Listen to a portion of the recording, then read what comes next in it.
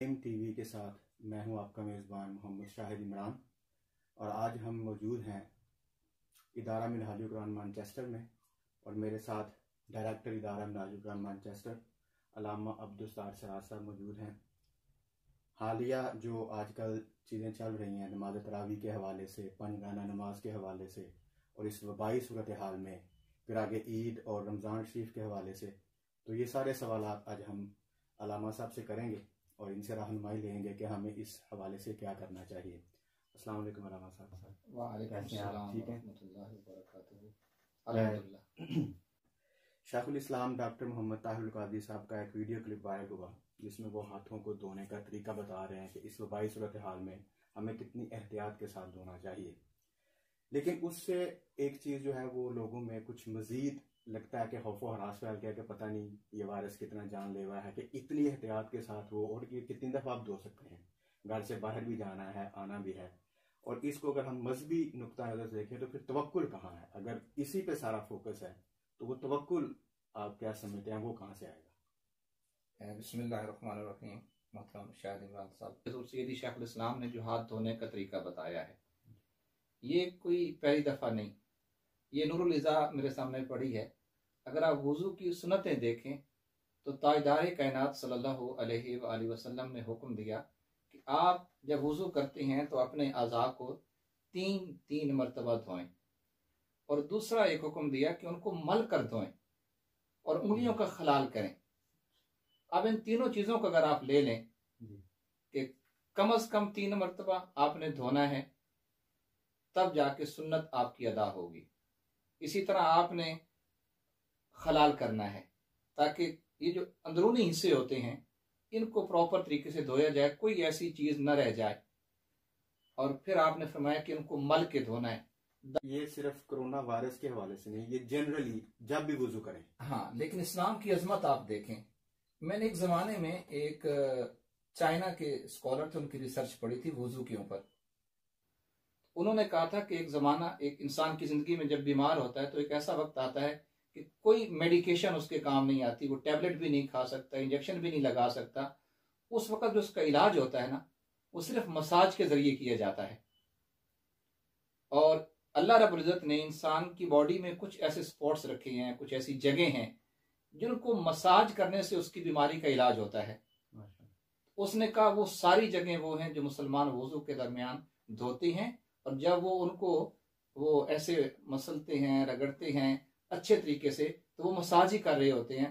तो वो कहता है कि मैं दंग रह गया उस इस्लाम के पैगंबर पर, दीन देने वाले पर, कि आज हमारी रिसर्च यहाँ तक पहुंची है। तो आप तो हर रोज़ ये प्रैक्टिस करते हैं, तो यानी बीमारी के आने से पहले ताजदार कायनात ने उसका इलाज बता दिया है। इससे आप अंदाज़ा लगा लें आका अलैहिस्सलाम के इल्म का और इल्म नबूवत की अजमत का, कि दुनिया तो आज इस तरफ जा रही है कि आपको इतने बार हाथ धोने चाहिए, इस तरीके से आपको हाथ धोने चाहिए, इतनी मरतबा आपको धोने चाहिए। ताजदार कायनात ने तो इसका इलाज इंसानियत को और उम्मत को 1400 साल पहले दे दिया था। उसी बात को उन्होंने चूंकि इस तनाजुर में किया है, बात वही है जो ताजदार कायनात पहले बता चुके हैं। और दूसरी बात जो आपने फरमाई है कि तवक्कुल कहाँ पर गया। तवक्कुल का बुनियादी तस्वुर क्या है? तवक्कुल का माना यह है कि आप अल्लाह और उसके रसूल की तालीमात पर अमल करें और नतीजा अल्लाह और उसके रसूल पे छोड़ दें। बुनियादी उसूल ये है कि जो तालीमात आपको दी गई हैं आप 100% उन तालीमात पर अमल करें, और जो उसका अल्टीमेट रिजल्ट है, जो उसका अंजाम है, जो उसका नतीजा है, वो आप अल्लाह और उसके रसूल पे छोड़ दें। और इस वक्त जो वबा से हमारी है इस वक्त खौफ व हरास, उन दोनों चीज़ों को अवाम के लिए, लोगों के लिए आप कैसे करेंगे मजहबी और शरी हवाले से, कि इस डर को और तवक्कुल को वो कैसे इकट्ठा करें कि वो डर जो खौफ है वो निकले, ताकि हम रोज़मर्रा के जो मामलात हैं उनको अच्छे तरीके से कर सकें। वबा को आका अलैहिस्सलाम ने 2 हिस्सों में तकसीम किया है। एक तो आपने ये फरमाया कि ये जो वबा, कोई भी वबा आती है इसमें लोगों की अमवात होती हैं, लोग बीमार होते हैं। डेफिनेटली जब लोग बीमार हो रहे होंगे, फौत हो रहे होंगे, तो खौफ तो आएगा। लेकिन आपने फरमाया कि जो मेरी उम्मत है और अहले ईमान हैं उनके लिए ये अल्लाह की रहमत होती है। और यहां तक फरमा दिया कि इस वबा के दौरान अगर कोई साबिर बन के बैठा रहा और अपना एहतिसाब करता रहा कि कहीं मेरा मौला मुझसे नाराज तो नहीं हो गया, ये कोई अल्लाह की नाराजगी तो नहीं है, तो अगर वो अपना एहतिसाब करता रहे और अल्लाह की इबादत करता रहे, जिक्र करता रहे, उसको मनाता रहे, उसको राजी करने की कोशिश करता रहे, तो अगर तो इस अरसे में उसकी मौत भी हो गई तो ताजदार कायनात ने उसको शहादत का दर्जा दिया है माशाअल्लाह। और फरमाया कि ये मेरी उम्मत के लिए रहमत है।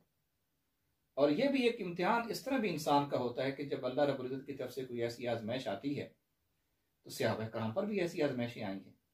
कितने सहाबा कराम हैं जो ताउन की वबा में शहीद हुए थे जी।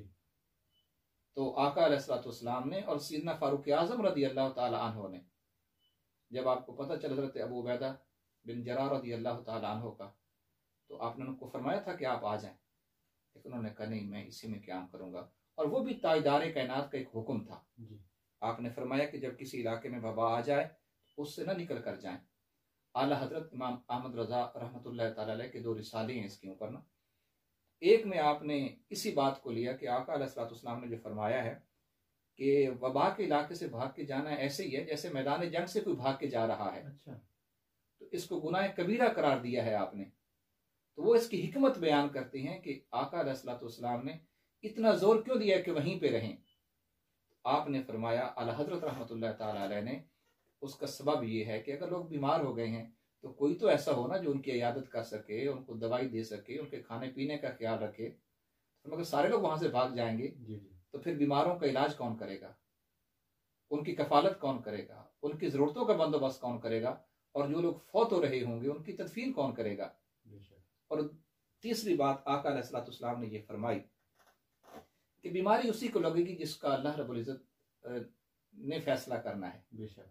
तो ये बहुत सी हदीस में आपने फरमाया है कि ऐसे नहीं है कि एक इंसान से दूसरे इंसान को, पहले तसव्वुर था कि बंदा सबब बनता है कि मेरे पास आप बैठे हैं तो आप मेरी बीमारी का सबब बनेंगे। तो आपने फरमाया कि नहीं, कोई इंसान सबब नहीं बनता, ये अल्लाह का अमर है, ये अल्लाह का फैसला है कि अल्लाह रब्बुल इज्जत ने जिसकी तरफ भी उसको भेजना है वो जाएगा। लेकिन ये भी एक तवक्कुल का तसव्वुर है कि आका अलैहिस्सलाम ने और फिर अपनी तालीमात दे दी कि आपने उससे दूर रहना है, कितना फासला रखना है, आपने कितना उससे, एक हदीस पाक में यह भी फरमाया कि आप उससे जो मजजूम है ऐसे भागें जैसे आप शेर से भागते हैं अपनी जान बचाने के लिए। इसमें एहतियात का तसव्वुर दिया है। तो यानी आपने एहतियात का तसव्वुर भी दिया है, उनके पास रहने का तसव्वुर भी दिया है कि आप वहां से भागें भी नहीं। बाज़ औक़ात ऐसे लगता है कि माज़अल्लाह कोई अहादीस में तज़ाद है, हालांकि ऐसी बात नहीं है। रहने का हुक्म भी है, यानी सारी चीजें मशरूत हैं, उसमें एहतियात के साथ रहना है। सिचुएशन टू सिचुएशन आप उसको भी देंगे, यानी जो वहां रहेगा उसने एहतियात के साथ रहना है, फासले के साथ रहना है। भागने से इसलिए मना कर दिया। और जो ये फरमाया कि नहीं, उनसे ऐसे बचो जैसे शेर से बचते हो, इसमें एहतियात का पूरा तसव्वुर दे दिया। तो यानी अब इससे निकलने का रास्ता क्या है कि जो ताजदार कायनात की तालीमात हैं कि आपने रहना भी उसी इलाके में है, उसी शहर में है, उसी जगह पर है। रहना है तो एहतियात के साथ रहना है, सोशल डिस्टेंस के साथ रहना है, और फिर जो उनकी ज़रूरतें हैं वो भी आपने पूरी करनी है।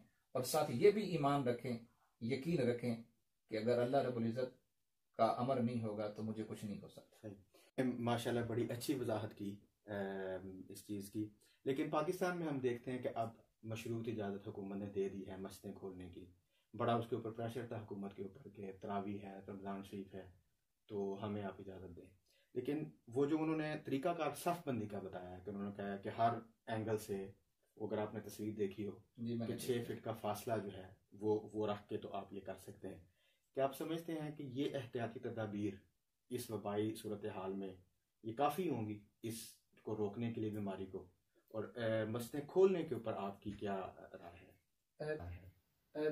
देखिए, बुनियादी तौर पर तो वही तस्वुर रहेगा हर जगह पर कि बुनियाद इस पूरी जो एहतियात है वो किस चीज़ के ऊपर है कि ये वबा, ये जो भी कोरोना वायरस की सूरत हाल है, एक इंसान से दूसरे इंसान को लग रही है जी। अब एक ऐसा दुश्मन है जो आपको नज़र भी नहीं आ रहा, मुमकिन है जहाँ पे आप खड़े हैं वहां पहले कोई ऐसा बंदा सजदा कर गया हो, उसने वहां पे सांस लिया हो, उसने वहां पे खांसी की हो। तो आला और अफजल सूरत तो यही थी कि लोग घरों में रहते।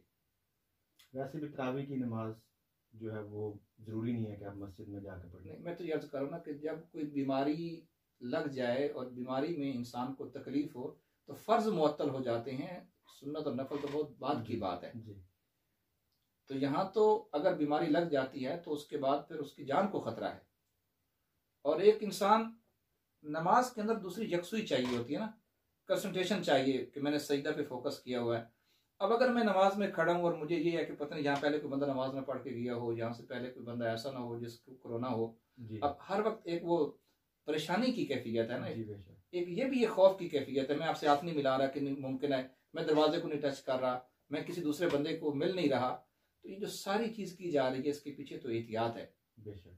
तो ये जो हजूर सैयदी शेख इस्लाम ने फरमाया कि लोग घरों में रहें और मसाजिद को बंद कर दें, या वो रहना है तो जो लोग मस्जिद के अंदर रहते हैं, इमाम है, एक दो इंतजामिया के लोग हैं, ताकि अजान और जमात होती रहे, मस्जिद बिल्कुल ही बंद ना हो, वैरान और ना हो, लेकिन एहतियात तो इसी में है कि लोग घरों में रहें।